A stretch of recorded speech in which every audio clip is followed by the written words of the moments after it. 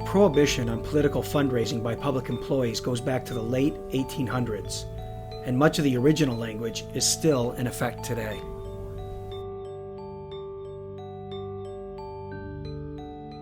This tutorial provides guidance on how a law that is more than 130 years old impacts the era of social media use. The key language in the statute is that appointed public employees may not solicit or receive funds for a political purpose, directly or indirectly.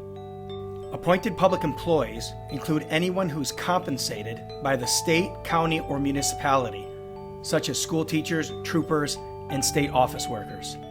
Examples of prohibited social media use by public employees.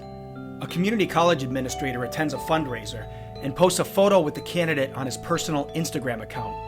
The caption asks people to donate to the candidate. This solicitation is prohibited.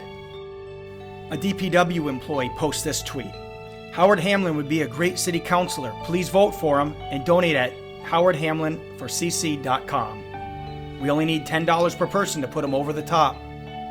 Because money was solicited by a public employee, this tweet is prohibited. On Facebook, a candidate for state rep posts an invitation to his fundraiser. The invitation names the speakers, which includes the city's fire chief. This post is prohibited because a public employee was used as a draw to the event.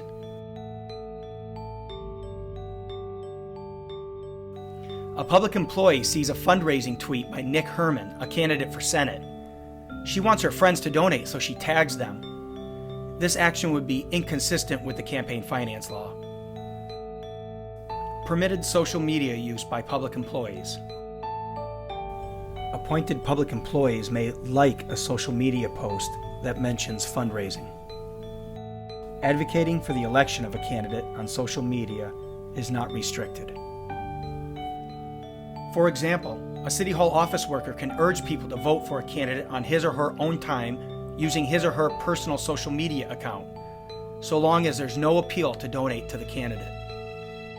A public school teacher can use his personal Facebook account to ask people to vote yes for the new high school at a ballot question election.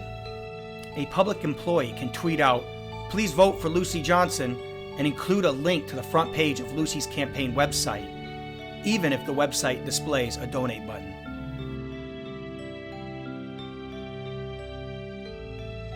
The examples here are based on the campaign finance law. Public employees should also contact the State Ethics Commission for that agency's guidance on these topics.